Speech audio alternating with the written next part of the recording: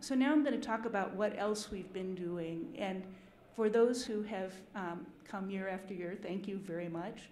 You've heard some years when I've talked about a very difficult economy. I'm not going to complain about our budget this year, but I think everybody knows that the last 8 years in particular in academic medicine have been pretty difficult financially. And I'm amazed at how much this community of creative people who are really good at doing things with very little money, how much you've accomplished. And I'm going to talk about that now.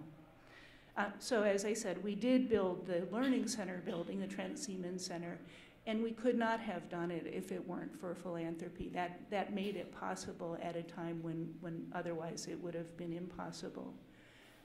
We also, through the clever work of Monty Brown, acquired a great lease on the old Blue Cross Blue Shield building downtown, which became a home to our physician assistant program, and that was a great coup. So we really, in a way, got 2 educational buildings. We didn't build on campus because we felt we couldn't, but instead leased space in the newly developed Carmichael building, wonderful space downtown that is great not only because it's beautiful lab space and a satellite campus in an area with great amenities, but also great because it allows us to do something we can't do on this campus, which is to have academic labs and incubator space for commercial use side by side. And that's something we'll also be able to do. Obviously, this is a kind of old picture, but in the not yet completed Chesterfield building, where we'll have space shared with the university moving in 2017.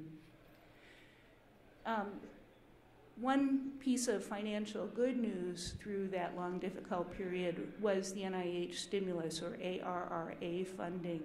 And as you know, we did fabulously well as a school, as an institution. We brought in, you brought in $133 million, including a $15 million grant to renovate and expand our large animal vivarium, and $46 million in indirect cost recovery.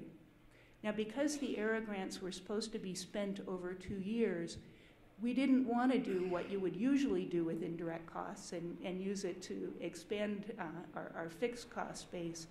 And so instead what we did was to use the indirect cost to the extent we could. We had to use some of it to go with the grants, but to improve our infrastructure, to help support the CTSA, to upgrade animal care, GMP and core facilities, IT and wireless access, to automate some administrative processes to make them more efficient. And we used $6 million of the $46 million for our partnership hires program, which we would not have started if it weren't for the ARRA indirects. It amazed me to take a look at this collection of faces. These 14 people are the interdisciplinary partnership hires that we've brought in. Again, those with their names in blue are from this past year. And each of these people in some way bridges 2 or more disciplines and 2 or more units of the school, departments, centers, or institutes. And as you know, their recruitment is made possible because of contributions from those partnering units and from the School of Medicine. And I could spend the whole rest of the talk telling you about what just a few of these people do, but I hope that you will get to know them. Are any of the people shown on this slide here today? Shame on them. Well, tell them when you see them that their pictures were up here. They're working. Okay, good. And actually, I just realized it wasn't exactly, well, I suppose it was in the last year. I should have welcomed our new chancellor. It's kind of obvious that was the biggest event of the past year, but I figured you all knew about that by now. So this just shows the timeline of the School of Medicine from when it started in 1930, and what you can see is that when it opened, there were 7 founding departments, and over time, more and more departments were added. I hope you can read this. There was a rash of 4 new departments in the 1990s, I actually didn't know that there had been so many all at once until I got this information from Jill Boy, who, by the way, helped me with my slides, and I appreciate it. But over the last 7 years, we have 4 new departments, most recently in the past year, the Department of Neurosurgery. And over the past year, appointed in 2015, we have 5 new department chairs: Jiao-Ti Wang in pathology, Ed Buckley, ophthalmology, Joseph Matthew, anesthesiology, Rich Weiner, who got called into service as interim chair of psychiatry while we do a surge, and John Sampson for our new Department of Neurosurgery. I'm now going to talk about new educational programs. Won't hit every single one, but some highlights. First one that I'm particularly proud of, because this I think really originated in a great conversation that I had with Ed Buckley back around 2009. We were trying to think of how to respond to the national need for leadership in primary care, and that developed into a program we call the Primary Care Leadership Track. The first regular class, after a few piloting students, started in 2011, and the point is to educate students who are going to be change agents in solving problems in community health. The students have a variation of the regular curriculum so that they have more patient-centered, community-based education, and we give them scholarship support so that they're have more flexibility in choosing careers in primary care. Barb Sheeline is the director, and you see the leadership of the program at the bottom. Another program we're very proud of, even newer, and this did start this past year, is our Master of Biomedical Sciences program, led by Kathy N. Dolsick.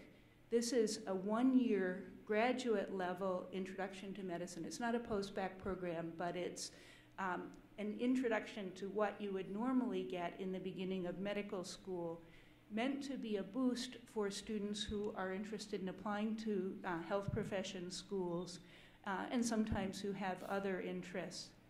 The first class of 31 students entered last year and will graduate this year, and 2 of those students, we're very proud, were accepted regular admission, no advantage, into our entering medical school class.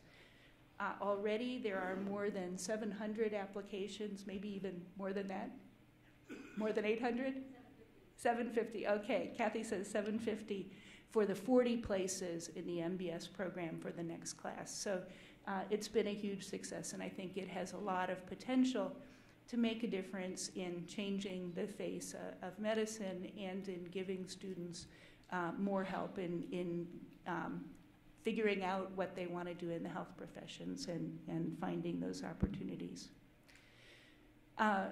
There's also been a lot of activity in the Department of Biostatistics and Bioinformatics, 3 new programs, a master's in biostatistics, PhD program in biostatistics, and then the Master of Management and Clinical Information, or MMCI program, which was started in Fuqua, moved over to B&B.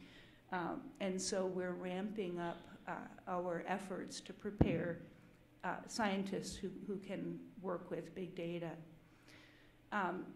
Another program led by Pat Seed from Pediatrics is the Duke Scholars in Molecular Medicine program.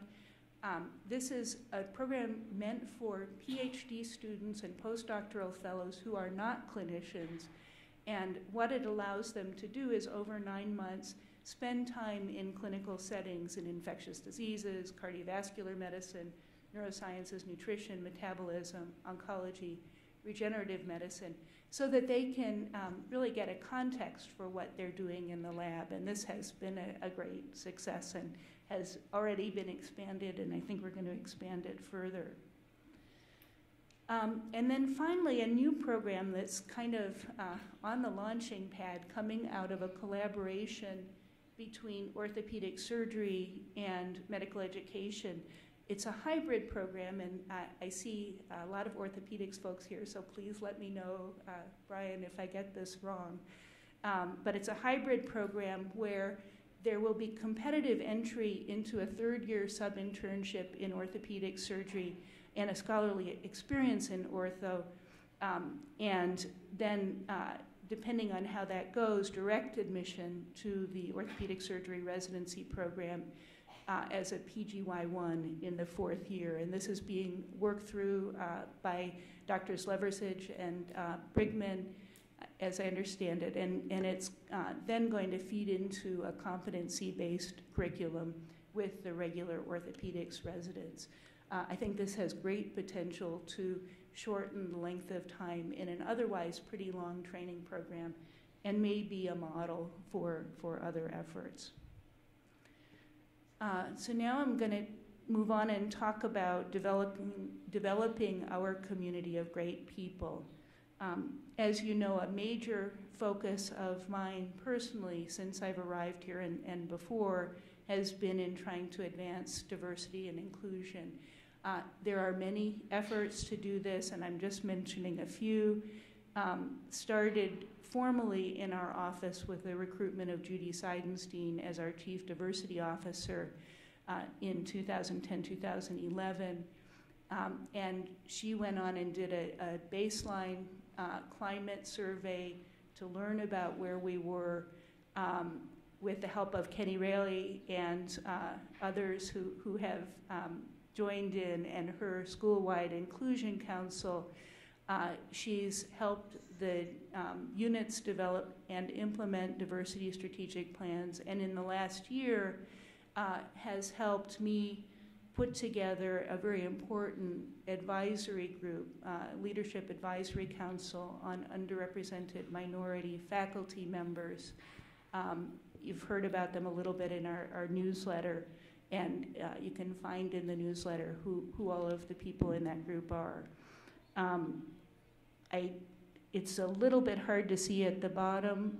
I also want to call out Sherilyn Black and her efforts with our PhD students and actually undergraduates as well in developing a community where students from diverse backgrounds will feel, and underrepresented in medicine backgrounds will feel comfortable and supported. Also want to mention over the last year our Conversation About Race series, which we intend to continue, our new Michelle Wynn Inclusive Excellence Award, named for one of our heroes who we lost several years ago to pancreatic cancer, and work that a number of people both in the health system and the School of Medicine have been doing towards an out list for LGBT individuals who choose to participate. Ann Brown leads, as you know, our Office for Faculty, and what you see here are a bunch of different initiatives from her office. Those with the blue asterisks are from the past year. I think these will be familiar, and I hope that you all know about these to take advantage of them. The new ones include the ALICE program, which is a local version of the National ELAM program, which is Executive Leadership Education for Women, with Scott Gibson's collaboration and also Paul Newman and Kevin Sowers. The Office for Faculty Development has started a financial boot camp program to help really anyone who wants to sign up, any faculty member who wants to sign up, learn all about how to run the finances for a school of medicine or a hospital or a practice, maybe not exactly, but you get a much better sense of how things work. And then at the top, Anne received a grant from the Doris Duke Charitable Foundation to support a fund to help retain clinical scientists. Mark Dewhurst works with Anne, and as you know, he leads the K-Club and Path to Independence programs to help particularly our junior faculty members learn to succeed in submitting grant applications. Duke Ahead launched in 2014, led by Diana McNeil. This is an interprofessional academy, a collaboration with the School of Nursing that now has more than 500 members. It is an academy that celebrates and helps develop those members of our faculty who have a particular interest in education. Over the past year, they've begun to offer a certificate in health professions education. They also offer grant funding, education grand rounds sponsored jointly with graduate medical education, and accreditation across multiple specialties for educators. Now talk briefly about enhancing research, and I'm not going to go into detail about all of these different logos you see on this slide, but these are new research groups that have emerged, new initiatives, centers, and institutes that have emerged over the last 8 years. Duke Institute for Brain Sciences, I've already mentioned, which with the Center for Genomic and Computational Biology are both university-wide. GCB spun out of the former Institute for Genome Sciences and Policy when that split into 3 different units, and it remains a university-wide effort. The others are all based within the School of Medicine, but I think it's true for essentially all of our initiatives and our core facilities and most of what we do, that we try to open it up to the rest of the university. And so, for example, 2 of the new initiatives that have just started this year, the Center for Statistical Genetics and Genomics and Regeneration Next for regenerative medicine, both have a very heavy presence of non-School of Medicine faculty members. And the rest of these I've talked about other years for the most part, and I hope that you'll look into them more than I can get into today.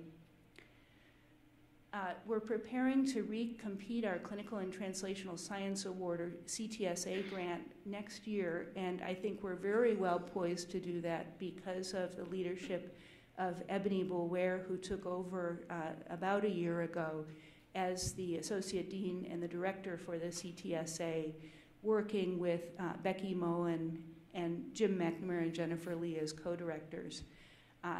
They have put a lot of new things in place, including transparency. If you wondered where the CTSA money goes, you can look at the pie chart on the right-hand side of this slide. But also, they've expanded pilot funding programs. They collaborate much more closely than in the past with the Duke Office for Clinical Research and the Office for Research Informatics. They're working on a new clinical research recruitment center, a research navigators program, and an integrated community connections core. So lots of activity, and I am very excited about what they're doing and what position we'll be in when we recompete next year. DOCR, I've talked about before, the Duke Office of Clinical Research, but I want to mention it again, partly as an advertisement, because this is a multi-service office. You can see a list here of the things that Denise Snyder and her colleagues offer, and it's really meant to make it easy to do high-quality clinical research. Is that fair, Denise? Okay, good. And I hope that if you have any interest, you'll look into it and take advantage. I want to brag that even though there's a lot of bad press nationally about institutions not being compliant with clinicaltrials.gov, we are 100% compliant, and we intend to stay that way. Denise also let me know that patient enrollment at Duke has gone from 1% to 7%, which is a huge increase. Some of that might be ascertainment, but we'll take it. Closely related to the last 2 efforts I've mentioned is the Office of Research Informatics, led by Ian Sanderson. They are developing next generation research informatics. I don't think that's an overstatement. Ian is a visionary. His vision is so expansive, sometimes my wallet can't keep up, but they are putting in place a lot of wonderful things that are beginning to be rolled out in ways that you're going to see that are meant to make life better for faculty members and meant to minimize some of the administrative hassles.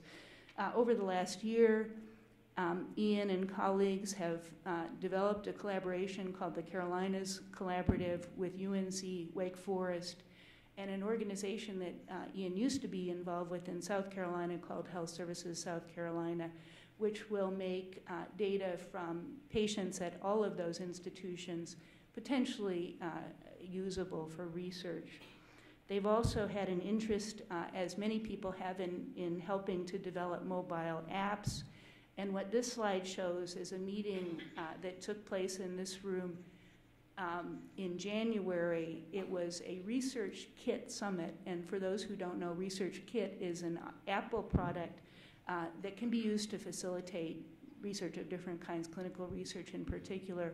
And what you see in the lower right-hand corner is a shot of the Research Kit app that ORI assisted Drs. Bloomfield, Dawson, Egger, and Sapiro, who you see to the right of the screenshot, in making. And this is meant to help with research and ultimately perhaps diagnosis of autism. And I think it's been very popular. I saw Jerry, Jerry Dawson, and her colleagues may be here as well, and I haven't seen, but at any rate, just a great example of how medicine and technology can come together to do great things, and I think this is just the beginning. ORI has also been involved in working on something called Core Research at Duke, which is an online tool to make the use of our shared resources and core facilities easier and more service-oriented. You'll be seeing this roll out in the coming months. It's already started. But to learn more about this, and in particular about our more than 75 core facilities and shared resources, I want to advertise the first annual Core Day, if you wondered what Core Day was, led by Rafael Valdivia, Vice Dean for Basic Sciences, and that will be in May. I'm not going to go through this whole list either, but I put it up just because it's an example of the ingenuity of School of Medicine faculty members. These are our most recent crop of interdisciplinary colloquia or meetings, I guess. These are $5,000 grants that groups of faculty members can apply for, again, extending beyond the School of Medicine, but weighted in the School of Medicine. And you can just see from this list of topics, which differs every year, they're one-year grants, all the many kinds of things that are assembling groups of people from across multiple departments. And I'm sure if you're interested in going to any of these, they're all listed on the Interdisciplinary Colloquia website, and I'm sure you'd be welcome. We launched not long ago our MEDEX initiative, led by Jeff Ginsberg, with Ken Gall from engineering as the associate director. You've heard about this before. This is a formalization of our collaboration with engineering, really meant to expand the very rich interface that we already have with the School of Engineering to do even more to advance science and medicine by bringing together clinicians, scientists, and engineers. And this website is up. It's beautiful. That's why I put it on here, and you should check it out. We are, I hope, and this might be a little premature to say it, but I hope we're moving towards our first social sciences department in the School of Medicine. I suppose some might say that psychiatry and behavioral sciences include social sciences, but this is a non-clinical department that we're envisioning that is beginning as the Center for Population Health Sciences to be led by Leslie Curtis. This is actually a blurb from our blog. I don't expect you to read it. I expect you to look it up on the blog and then read it. But the aim is to bring together epidemiologists, health services researchers, people from a variety of different perspectives who are not doing clinical work in this center, but rather doing research related to population health sciences. And you'll hear more about this as time goes on. Finally, the last part of this, before I move on to a relatively brief discussion of our new strategic plan, is just to mention our external recognition. And in the month of February alone, there were these 3 different blog posts. It was quite a month. Vice President Joe Biden chose to come to Duke. Rob Califf was confirmed as the new FDA commissioner, and Kaf Shiraza received or will receive the Presidential Early Career Award for Scientists and Engineers, an award also won in this past period since the last strategic plan by Michelle Wynn and Sally Permar. And so we are very, very proud of all of these. I guess I can't call Joe Biden a Duke person, but Kaf and Rob and the others. Since the last strategic plan, one of the goals has been to increase the recognition of our faculty members, and what I'm showing here are the new honors and awards over that time period. I have Joe Heitman's picture up in the upper right-hand corner, not because I'm necessarily predicting he will be the next Nobel laureate, although it's possible, but to make the point that he is the chair of a faculty committee that tries to strategically nominate faculty members for the awards that you see listed on this slide. Now, of course, huge highlights of the last, actually 3 years have been, first, Bob Lefkowitz's amazing news that he won the 2012 Nobel Prize in Chemistry, and then just last year that Paul Modrich also won a Nobel Prize in Chemistry. I don't care that they're not in medicine. Chemistry is just fine, as long as everyone knows they're in the School of Medicine. But at any rate, we're very, very proud of that. Duke's only 2 Nobel Prizes. And then Blake Wilson, of course, won the Lasker DeBakey Award, and we have had a number of people win these other honors. We need to keep pushing up the numbers, and so we will keep aggressively nominating. Part of how we're going to get better, and part of the support we've had since the last strategic plan has come in through philanthropy, and we have been in a campaign now since 2012, Sarah? I think so, yes. And will be until 2017. The goal for the School of Medicine was $970 million. We've surpassed that with getting up to more than $1 billion. Of that, direct philanthropic support was a little over $600 million, and private grants, which are counted as philanthropy, made up about $450 million. Listed here, major campaign gifts, and what I mean by that are gifts during the course of the campaign that have totaled $5 million or more. And we are very grateful to everyone on this list, particularly the Duke Endowment, which has made a lot of things possible for us that would not have been otherwise.